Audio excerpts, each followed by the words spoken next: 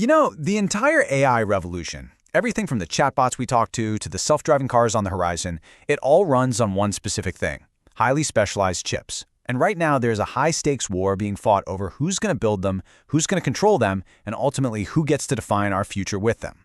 Let's dive in. So when you hear about some incredible new AI, what's really making it all possible? Well, it's not just clever software. It's a fierce, down-and-dirty battle over hardware. And it's a battle where the financial stakes are, well, they're almost impossible to wrap your head around. Just look at this number. By 2034, the AI chip market is expected to be worth nearly $1 trillion. That's not just growth. That is a full-blown explosion. We're not talking about making your gaming PC a little faster here. We're talking about building the literal foundation of the next couple of decades. Okay, so first up, the billion-dollar boom. To really get a handle on these AI chip wars, you have to start with the sheer scale of this market. I mean, the numbers tell a story of growth that's so explosive, it's completely reshaping the entire tech world. The path here is it's incredible. We're looking at a jump from just under $100 billion in 2025 to nearly $1 trillion in less than 10 years. It's really like watching a new industrial revolution unfold, but in fast forward. Yeah, a compound annual growth rate of almost 29% it's phenomenal. So what's driving it? It's not just one thing. It's this massive demand from autonomous cars that need to see the world, from robots on the factory floor, from scientists discovering new drugs, even from cybersecurity systems trying to defend our networks. AI is going everywhere, and it is hungry for more and more power. So you can imagine, with that much money on the table, a huge battle is pretty much inevitable. So let's meet the titans of the AI chipset world who are all fighting for dominance. Right now, one company, one titan, stands way above the rest: NVidia. They control a staggering 80% of the market. And their secret weapon, it isn't just that their chips are fast, it's their software platform, CUDA. There are over 4 million developers building on it, so if you want to switch to a competitor, you have to rewrite all your code from scratch. That is a massive, expensive wall to climb. But hey, NVIDIA isn't alone here. Each of its main rivals has a really distinct strategy. NVIDIA is, without a doubt, the performance king, period. AMD is coming right at them, challenging them directly on performance with its new MI300 series. And Intel? Well, Intel is playing a different game, trying to carve out a niche as the more cost-effective alternative. Now, to understand this competition, you have to get one key thing. In the world of AI, memory is power. See, the biggest, most powerful AI models are way too large to fit on just a single chip. So more memory means you can run those bigger models faster and a lot more efficiently. And this right here is where AMD is making a direct challenge. They're offering more than double the memory of NVIDIA's flagship. It's a critical battleground for performance. And you know what? It's not just the traditional chip makers in this fight. The big tech companies are now designing their own custom silicon. We're talking Google, Amazon, Meta, Tesla. They're all building chips that are tailored perfectly to their own needs. They're aiming for better performance, lower costs, and frankly, to shake up the entire supply chain. This battle, though, isn't just happening in corporate boardrooms. Because these companies are all based in specific countries, their competition has totally escalated into a full-blown geopolitical contest. It's like a new tech Cold War, and it's being fought with silicon.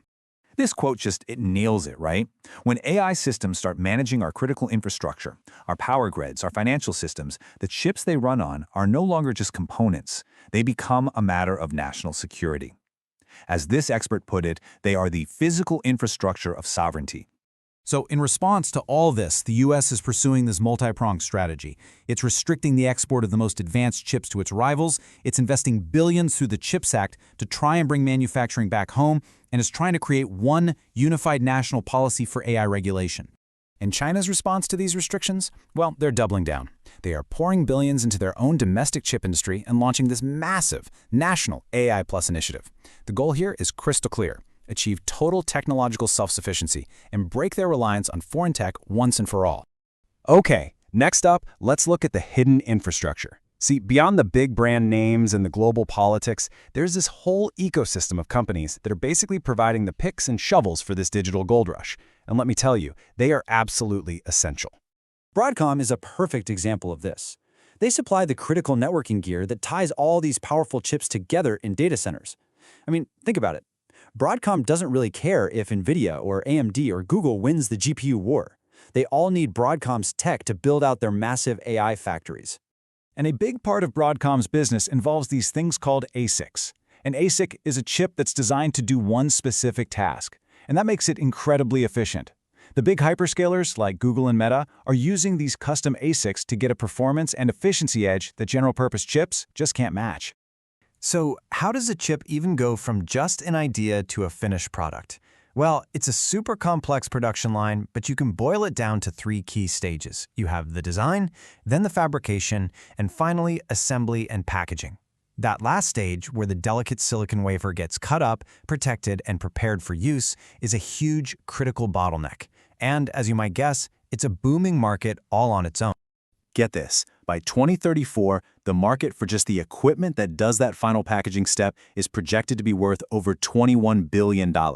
It's just a powerful reminder of how deep this whole ecosystem goes. Every single piece of the puzzle is a massive industry. All right, finally, let's look ahead toward a more autonomous future. Because as these chips get exponentially more powerful, they enable brand new forms of AI. And with these incredible new capabilities comes some really difficult new challenges. It's a question that is quickly moving out of science fiction and into serious policy debates. Because as AI gains more autonomy, the very nature of control and risk, it fundamentally changes. We're seeing the rise of what's called agentic AI, and these are not just chatbots. Imagine an AI that you can just tell, hey, find a vulnerability in that company's network, steal their customer data, and then cover your tracks. An agentic system could attempt that entire multi-step campaign completely on its own. That represents a fundamental shift in the threat landscape. And this, of course, raises huge questions for governance. There's this constant tension between pushing innovation forward as fast as possible and trying to put up some guardrails. In the US, there's a fight over whether states or the federal government should be taking the lead. And globally, there's a very real fear that this technology could end up empowering authoritarian regimes more than it empowers democracies. Which, it leaves us with the ultimate question. The technology is accelerating faster than anyone ever predicted. The stakes, whether we're talking corporate, national, or societal, are astronomically high. So, who gets to decide the future? Who gets to write the rules for the age of AI? That really is the trillion-dollar question.